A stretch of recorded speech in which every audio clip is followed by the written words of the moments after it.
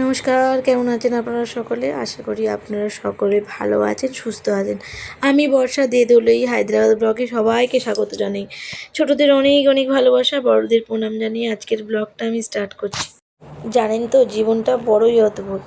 জীবন আসলে এক অদ্ভুত ক্যানভাস। কারোর ঘরে সম্পদের আলো ঝলমল করে, কিন্তু কারোর রাতের শান্তির ঘুমোরটুকু উধাও। আবার কেউ এক মুঠো নুন ভাতেও পরম তৃপ্তি নিঃশ্বাস ফেলে। সম্পর্কের গুরুত্ব টাকায় হয়তো সাময়িক আরাম আর বিলাসিতা কিনতে পারে, কিন্তু কঠিন ঝড়ের রাতে হাতটা শক্ত করে ধরে রাখার মতন একজন সঠিক জীবনসঙ্গী পাওয়া সত্যি ভাগ্যের ব্যাপার। প্রকৃত সুখ সংজ্ঞা দুনিয়ায় সব গাড়ি বাড়ি আর ব্যাংক ব্যালেন্সে অর্থহীন হয়ে যায় যদি দিনের শেষে ঘরে ফিরে কথা বলার মতন একজন প্রিয় মানুষ না থাকে। জীবনের বৈচিত্র্যে কারোর ব্যাংকে ভর্তি টাকা আছে, কিন্তু এক কাপ চা একসাথে খাওয়ার মতন মানুষ নেই। আর কারোর পকেটে খালি হলেও পাশে এমন একজন আছে যে পুরো বিশ্ব জয়ের সাহস যোগায়। সব কিছু থাকার নাম জীবন নয়, আসল জীবন তো সেটাই যেখানে অভাব থাকলেও মনের ভালোবাসা থাকা এবং হাজারো ব্যস্ততার মাঝেও এক ফোঁটা শান্তি ঘুম থাকে।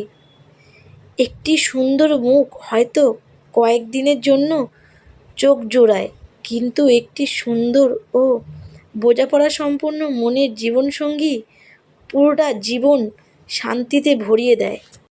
আমরা অনেকেই যা নেই তা নিয়ে আফসোস করি, অথচ ভুলে যাই কারোর নিঃশর্ত ভালোবাসা আর রাতের একটু শান্তির ঘুম পাওয়ার চেয়ে বড় সম্পদ এই পৃথিবীতে আর দুটি নেই। টাকা দেখতে সামান্য এক টুকরো পাতলা কাগজ, কিন্তু একটা কাগজের টুকরো যে মানুষের জীবনের রং এক নিমিষে বদলে দিতে পারে, তার নিজের অভিজ্ঞতা দিয়ে না দেখলে হয়তো বিশ্বাসই হতো না। টাকা হয়তো মন থেকে মনের সুতো বাঁধতে পারে না, কিন্তু খুব কাছের মানুষগুলোকে চোখের নিমিষে বহু দূরে ঠেলে দেওয়ার ক্ষমতা রাখে। আবার এই টাকার জোরেই একসময় যারা বহুদূরে অচেনা মানুষ ছিল, তারাও কেমন যেন আপন হয়ে কাছে চলে আসে। অদ্ভুত এক সমীকরণ, তাই না? টাকা থাকলেও সমস্যা, আবার টাকা না থাকলেও হাজারো সমস্যা। হায়দ্রাবাদে আজকের এই মঙ্গলবারের সকালটা একটু অন্যরকমই ছিল। আষাঢ় মাসে মানেই তো বর্ষার দিন। কখনো ঝুমঝুম বৃষ্টি, তো পরক্ষণেই আবার মিষ্টি রোদ। সকাল সকাল উঠে ঋদ্ধিমানকে স্কুলে চলে গেল, ওর পাপাও চলে গেল নিজের কাজে। ওরা বেরিয়ে যাবার পর শুরু হলো আমার প্রতিদিনের ব্যস্ততা। চটপট রান্না বান্না আর ঘরের সব কাজকর্ম গোছাতে সময় যেন ডানা মেলে উড়ে গেল। সব কাজ সেরে স্নান করে ঠাকুরকে পুজো দিয়ে নিলাম। পুজো দেওয়ার পর মনে অদ্ভুত একটা শান্তি নেমে এলো।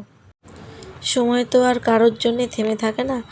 ঘড়ির কাঁটা ঘুরতে ঘুরতে দেখতে দেখতে ঋদ্ধিমানকে স্কুল থেকে আনার সময় হয়ে গেল। তাই ঝটপট করে রেডি হয়ে নিলাম ছেলেকে আনতে যাওয়ার জন্য। আচ্ছা, ইদানিং আপনাদের ওখানে আবহাওয়াটা কেমন বলুন তো?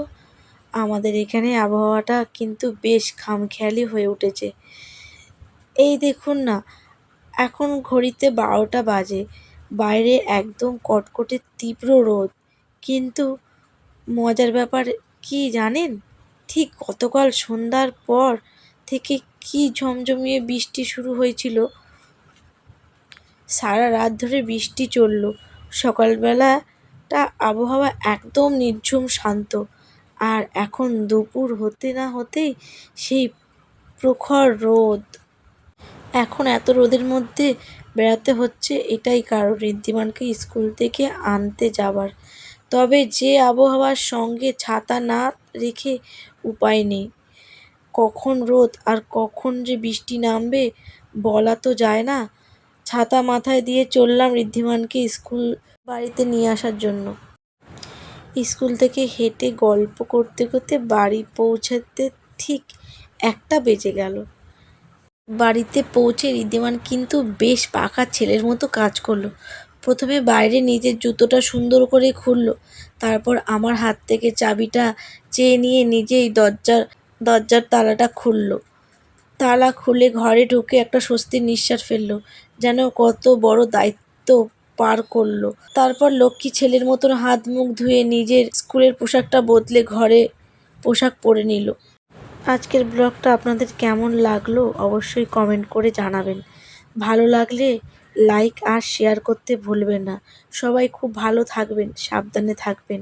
আজকের মতন আসি, আবার নতুন গল্প নিয়ে চলে আসবো আপনাদের সাথে।